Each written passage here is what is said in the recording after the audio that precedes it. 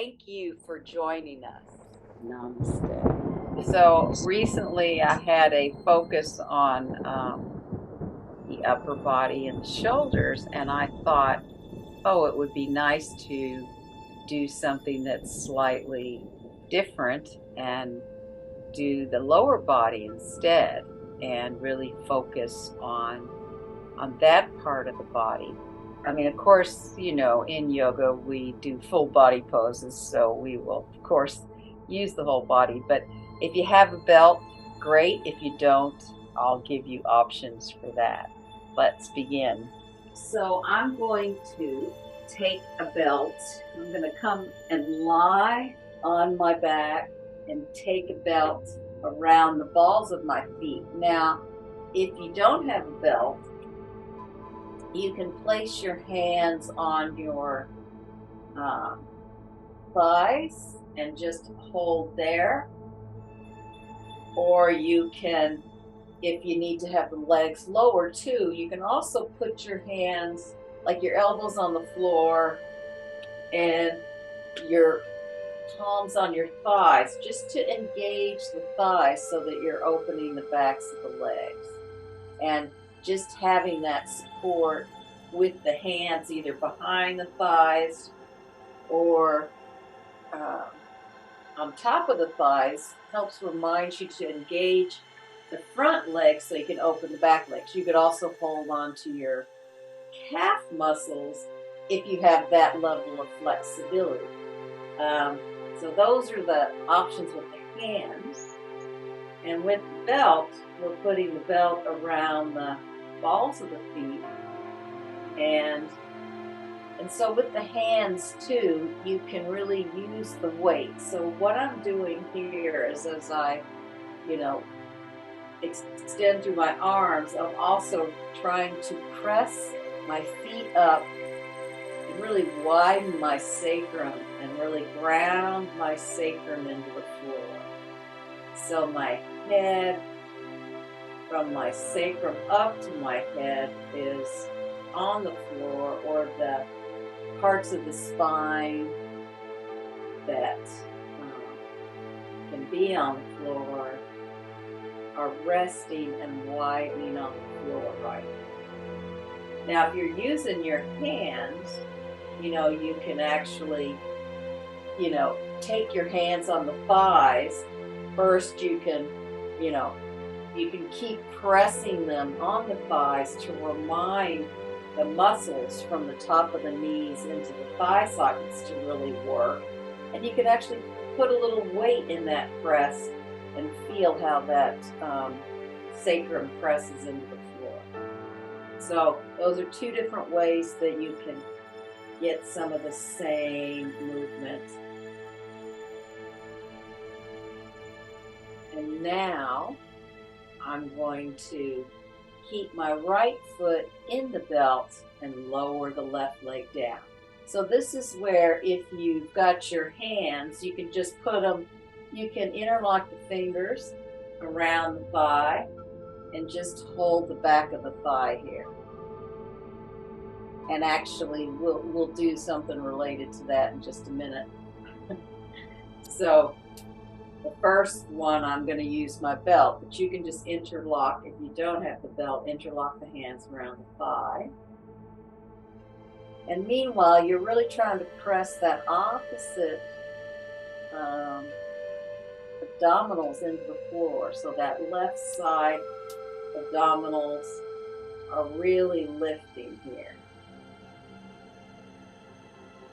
And depending on your hamstring or the back of the knee or calf muscle, you'll feel the stretch wherever you feel it. Couple of breaths. And then inhale that leg up. And whatever you were doing on the first side, release the other leg down. So again, if you've just got your hands, you can interlock fingers behind the thigh and just use the weight of that leg here. Or if you've got the belt or even a towel works too. And hold on to the belt. Years and years ago when I was teaching a class for a while at an intermediate school in New Zealand, I just asked that the kids bring a towel every day. I'm trying to remember when, how often I was teaching the class, but they could sign up for different things, and I volunteered to teach video. So that was fun. We had a good time. But I just had them bring a towel as the prop. That's before I accumulated so many props. Now I've accumulated a few props. And then inhale that leg up. Bring both feet back here again. And now with the second round of this, we are actually going to use the hands, or you can use the belt. But again, you're going to bring the left leg down again, and either you can really pull on the back of the leg, or this is an interesting way to do it too, is interlock the hands and bring the chin to the chest so you're not stressing out the neck. And here's where you use the weight of the upper body to really stretch the leg more. So you're using that weight, chin to the chest. I mean, if you need to keep your head on the floor, this is where the belt comes in, and you just keep working on using the hands and the belt to stretch that leg. But I also really like this way of hanging off the leg a little bit.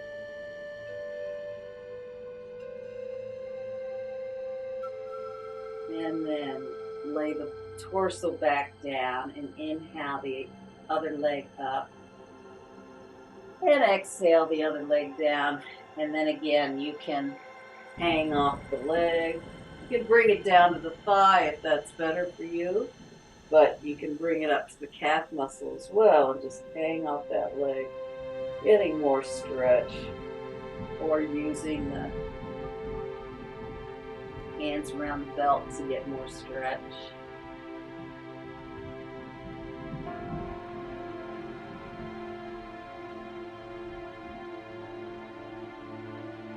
And then bring that leg back up, and then bend the knees here and put your arms out to the side, so we're stabilizing the upper body, and you're just going to start to circle the knees into a figure 8.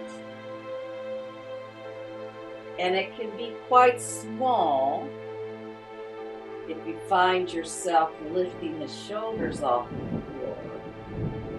But as you begin to do it a few times, you might notice that you can make the circle larger. You try to keep the ankles, feet flexed, the knees and thighs together. And you might start to feel a little bit of stretching through the spine. Because our hips, and our legs are quite weighty, and we can really use that weight to get a bigger stretch here.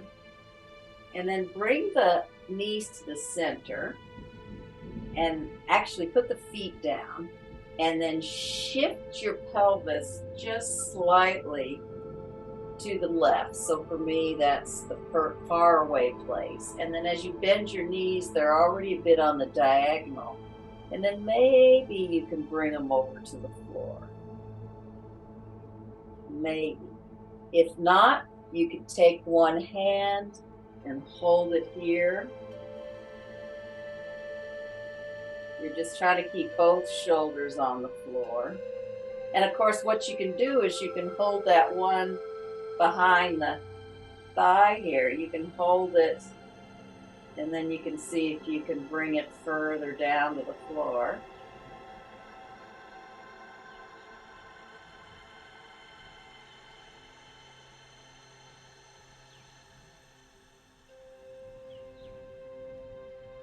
as gravity works its magic.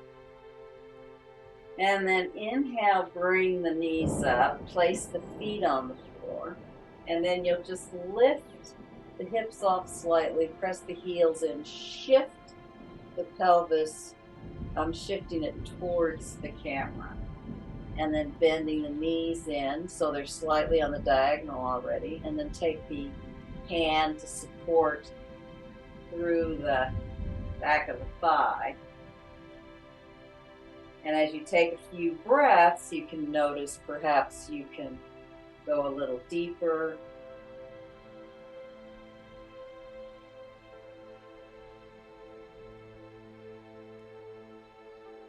And maybe the legs come to the floor, but maybe not. So that's not necessarily the goal.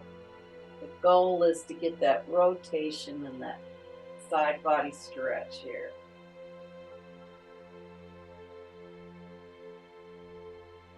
And then bring the knees up, place the feet on the floor,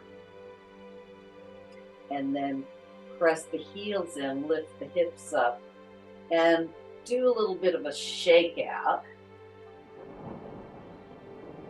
And then we'll just do a little bit more abdominals of bending the legs, straightening them, bending, coming down. If you want to interlock the fingers and support the head, you can do that. And then we'll do a little variation here. The next time you bend the knees, straighten one leg towards the floor, the other towards the ceiling. Bend the knees into the chest. Other leg straight.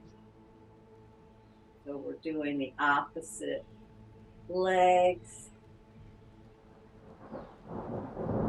And of course, you know, it might be that your legs look like this. So whatever your range of motion is what you need to focus on. And of course, I'm trying to figure out if we're evened up yet. I think we need to do one more on each side.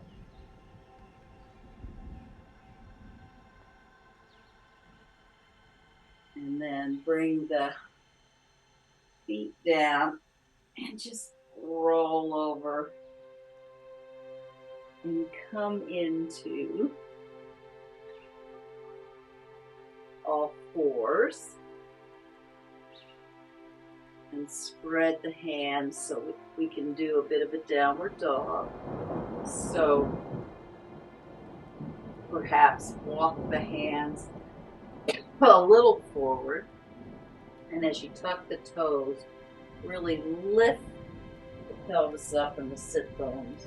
And see if you can really engage the front of the legs. Perhaps the legs feel quite warmed up now, maybe not, I don't know.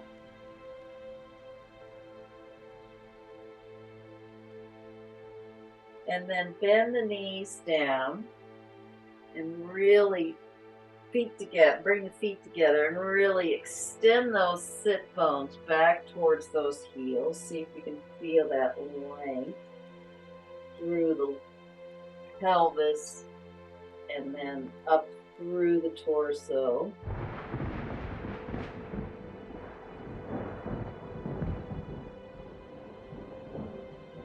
And then inhale, coming up,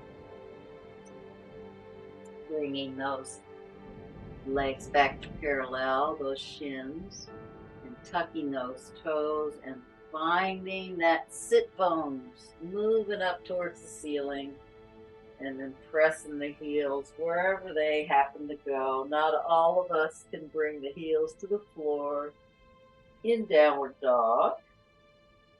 You can often roll something up to put under your heels to get a little more traction. Sometimes we use blocks. Sometimes we use bolsters. So you can fold a mat up and put it under your heels too.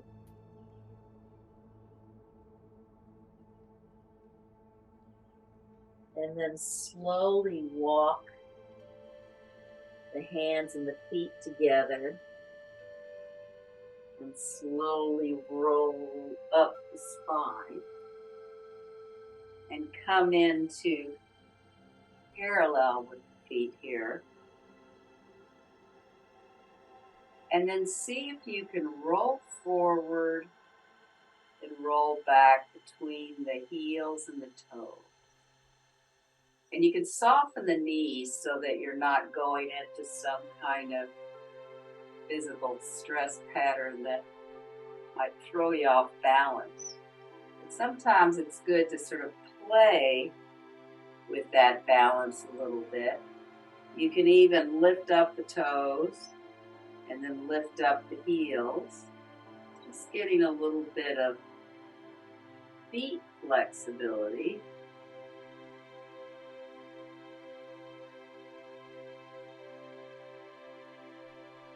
And then keep those knees soft, and you can roll in the knees towards each other with the feet rolling in and rolling out, just getting a bit of an ankle stretch. And you know, we all have tendencies in our body sometimes to exaggerate some of these. Some people really drop the inner arches, and some people have really high arches, and some people bring the weight more into the toes, and some people really bring it back to the heels. But doing this little exploration in terms of, you know, rolling in and out, lifting the toes, lifting the heels. I'll bring myself off balance. But by keeping the knees soft, you know, you can have a little more freedom in the upper body. And then start to come into standing, like you can sort of shift the weight side to side in your feet, just feeling where the weight wants to come. And then see if you can slow that shift down. Notice the tailbone lengthening. And you start to feel the heels connect into the sit bone and lift up the front body. And can you lift those toes? Can you lift those toes to feel that inner arch in the balls of the feet? And then can you really soften the toes down into the mat? And just notice if you feel taller or longer in the spine or something like that. Maybe not. Maybe nothing's changed.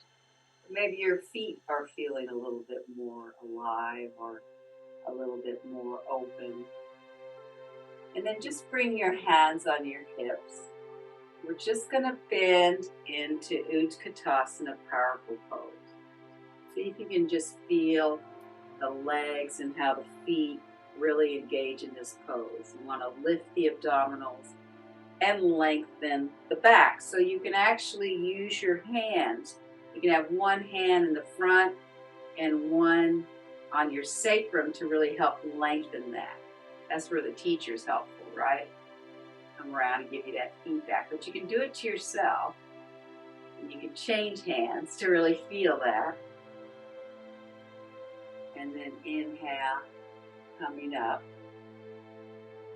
So we're trying to create cellular memory when we use the hands to remind the direction of the body. So now see if you can just engage those abdominals and then come into Utkatasana with the arms down by your side for now. Inhale, coming up. And then standing in Tadasana, what happens, I'm going to use my right foot, you can use your left foot, but if you bring one foot in front of the other, does that totally wreck your balance? Are you starting to wobble? Or can you find that one foot in front of the other? then bring it back into Tadasana. Because one of the things that happens as we age, supposedly, is older people sometimes have balancing problems, and here I am struggling. But anyway, see if you can bring the other foot in front, and what happens here. And then bring them open again. And then for the second play, just bring the ball of the foot, so the knees bent. You're on the ball of the foot and standing on one foot. And then open that foot out and bring the other ball of the foot in front of that foot. So these may make you feel less stable or more stable. I guess it just depends on what we're used to, doesn't it? And then come back into Tadasana. And then bring that foot just to the ankle. So and you can open the hands to the front if that helps remind your shoulders to roll down. And then bring that foot down and bring the other foot to the ankle.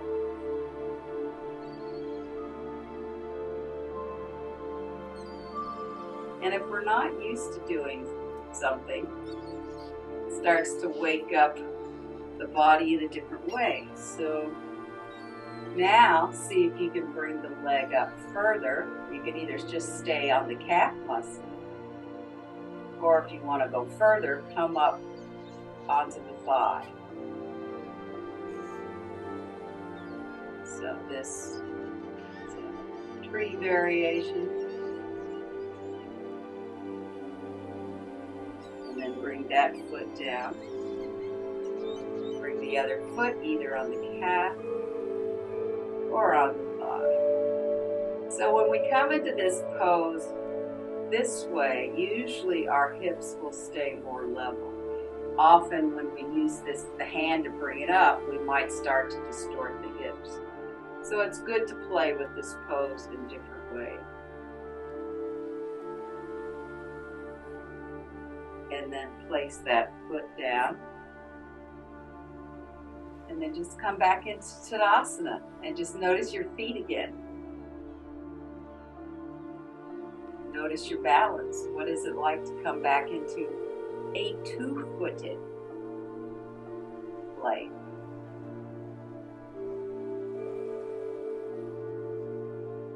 And then this is where it could help to have the belt. But we'll just use the first two fingers and the thumb. Slowly lift one foot up with your hand. And we're just going to stay here. We're not going to extend it out right now. But see if you can engage the abdominals here and find balance. Just holding the big toe.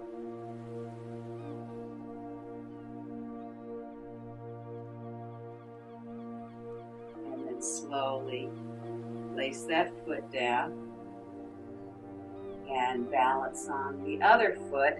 See if you can get the big toe with the first two fingers and wrapping the thumb around.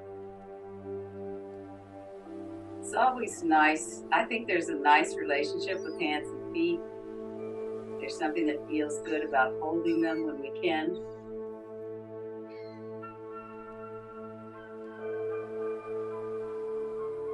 Then bring that foot down and come back into Tadasana and feel how your balance is now.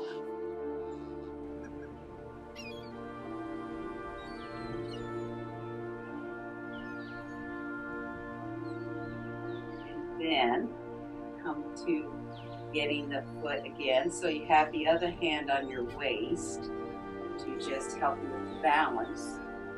And if you want to try to straighten it forward, you may not go all the way. You can go halfway or wherever it works. Maybe you only get here today. But just start to work on that. See what works for you today.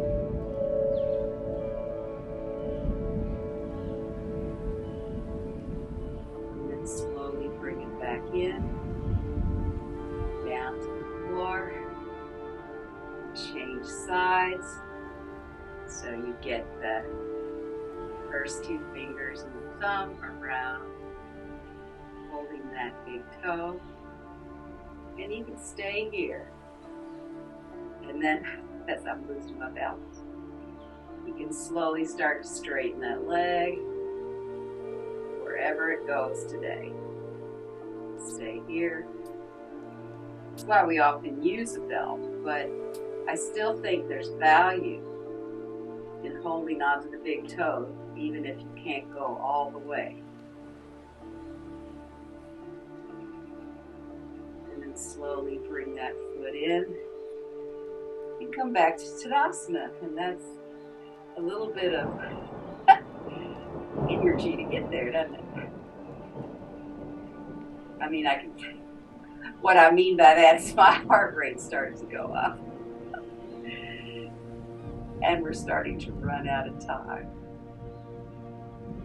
So, again, let's go back down to the floor. And this is where you can use a belt or you can just hold your legs. Actually, we'll follow through with the first two fingers and the thumb around the toes. And if your knees don't straighten, that's okay too. But see how much you can straighten the legs and stretch out the backs of the legs, but keeping the back, as much of the back on the floor as possible. Your sacrum will start to come off a little bit. And again, if you really want to straighten the legs and you're having a hard time with that grasp, you can put the hands on the calves. You can wrap them around the back of the thighs. You can cup them here. You can cup them here. So there's so many ways to head towards holding the feet or holding the big toes.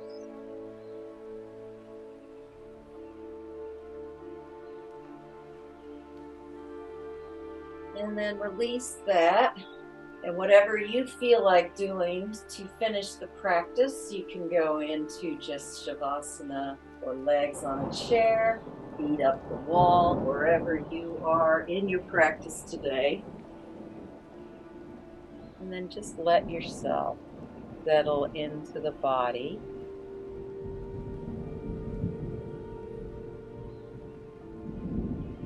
And first take a little notice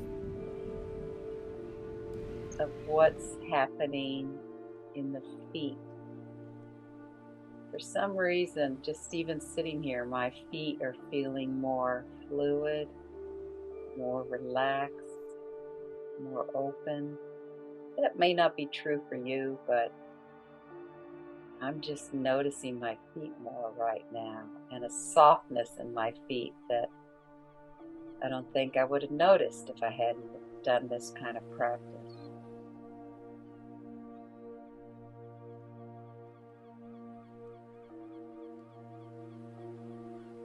And then just take notice of what's happening with your thoughts, what's happening with the space between your thoughts. Are you having thoughts about what you need to do today or what you need to do next? Or are you finding a bit of a flow if they're coming in and then they move out? Is there a flow to that and you're not getting stuck in one thought?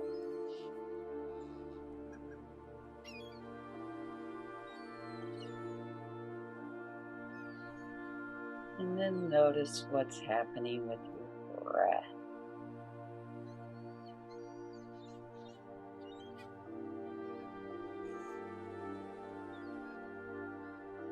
Does it feel easeful?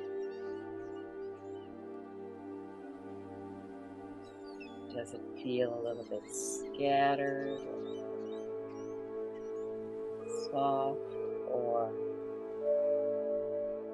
quiet?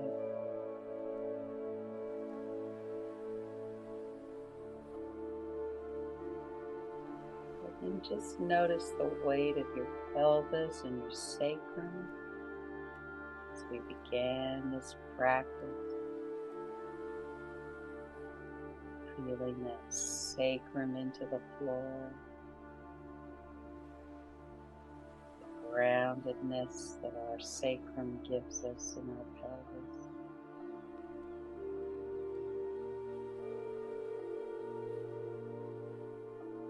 It supports the flow of our legs.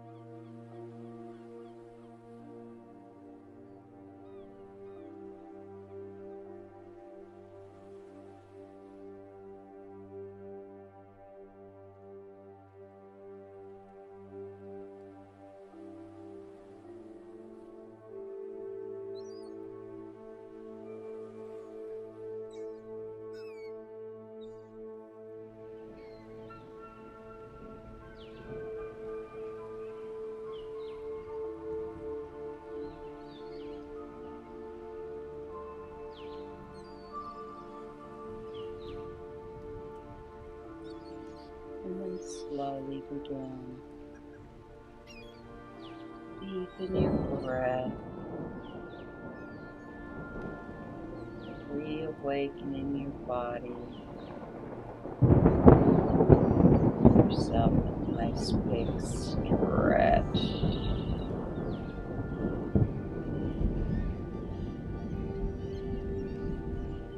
Roll over to your side.